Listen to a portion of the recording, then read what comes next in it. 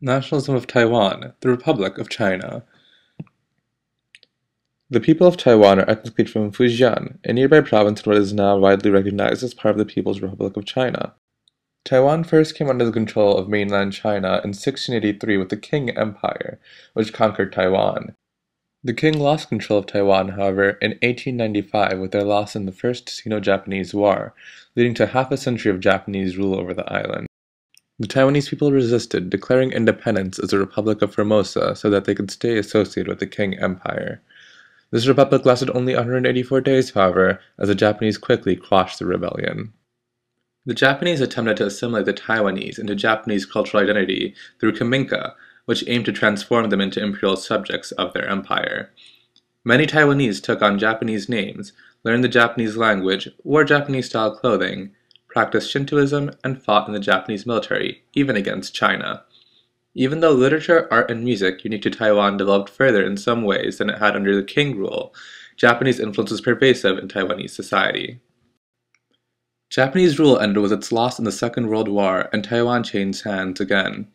Its ownership was given yet again to the government of the Chinese mainland, now ruled by the Republic of China. This quickly became complicated as a Chinese civil war broke out, pitting the Chinese Nationalist Party, the Kuomintang, against the Chinese Communist Party, the CPC. In 1949, as the Communists took more and more control of the mainland, the Kuomintang-based Republic of China retreated to Taiwan, relocating its capital to Taipei. Both the Taipei-based Republic of China government and the Beijing-based People's Republic of China government continued to claim sovereignty over the whole of China, including the territories that the other was clearly in control of. The KMT government attempted to sinicize the Taiwanese people, instilling and reinstilling values and customs of the mainland. Through education, the government hoped to influence Taiwanese customs, language, and development.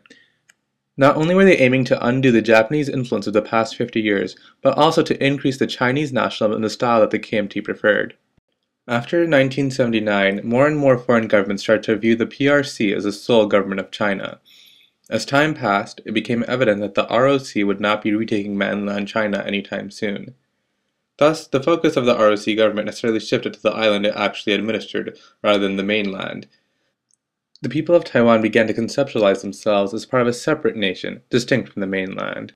Until this point, the KMT from the mainland had maintained a relative monopoly on the ROC government, using war provisions to justify martial law. With democratization, however, those with deeper roots to Taiwan gained more of a voice.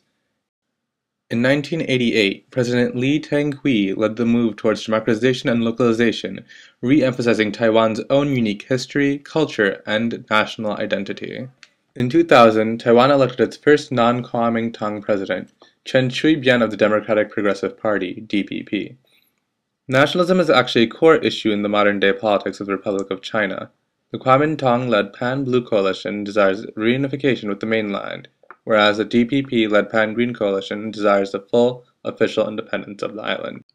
Recognizing the controversial nature of an independent Taiwan within Taiwan's own territory, President Chen announced in his inauguration that he would not aggressively pursue formal independence.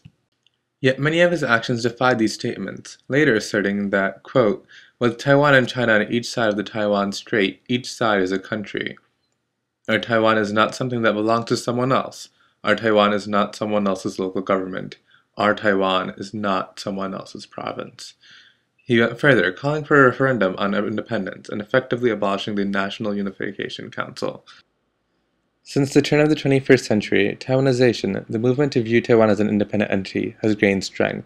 Taiwanization involves drawing a sharp distinction from mainland China, acknowledging the many years of struggle that the two have encountered.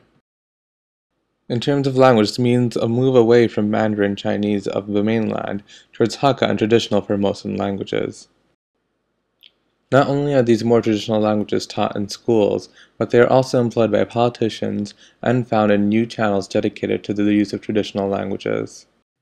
Although most people in Taiwan can speak both Taiwanese and Mandarin Chinese, speaking Taiwanese has become a symbol of alliance with the independence movement. History textbooks have also been rewritten to emphasize Taiwan and the Formosan island more so than mainland China or China as a whole, including Taiwan. Business-wise, there's been a move away from using the name China in the names of companies and organizations, and even government agencies. For example, in 2008, The name of the official postal service went from the Chenghua Postal Company to the Taiwan Postal Company. The name rectification program has gone even further in official documents, moving away from stating the Republic of China to stating Taiwan. The passport used to state Republic of China only, but now also states Taiwan passport in addition, reducing confusion abroad and also the situation at home. In the same vein, many people want to stop using the national year in official documents. The national year is based upon the first year of the Republic of China. To Chinese nationalists, switching to the Gregorian calendar is a slap in the face, moving away from a Chinese tradition to one that is irrelevant. Many elements of unique Taiwanese cultural identity have developed organically, such as cuisine. Taiwanese cuisine borrows from many different parts of the mainland, especially because so many different parts of the ROC migrated to Taiwan. There has been significant pushback by the KMT against the DPP's various moves towards independence. Since coming back into power, the KMT has reversed many of the actions the DPP has taken in order to move toward those ends. With nationalism of its own variety running through its veins, the KMT is interested in working with Greater China and does not want to damage that relationship. The KMT brand of nationalists argue that the identification with the mainland China is more primordialist, whereas the identification as the Taiwanese nation has been imagined in recent times. Meanwhile, the DPP brand of nationalists argue that the Taiwanese nationalist identity has already existed but was diminished after centuries of oppression. Instead, many of them viewed the association of China and Taiwan as just another extension of Chinese hegemonic oppression of Taiwan.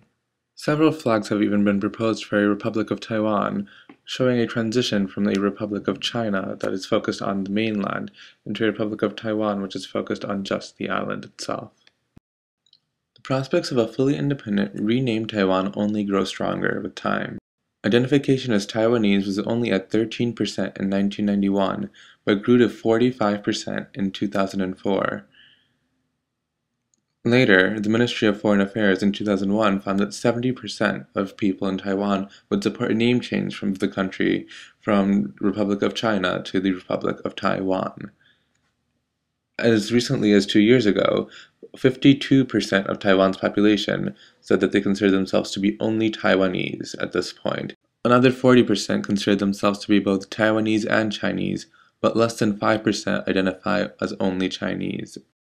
Although many Taiwanese disagree on what forms of nationalism to take, it is clear that nationalism plays an important role in Taiwanese life and politics.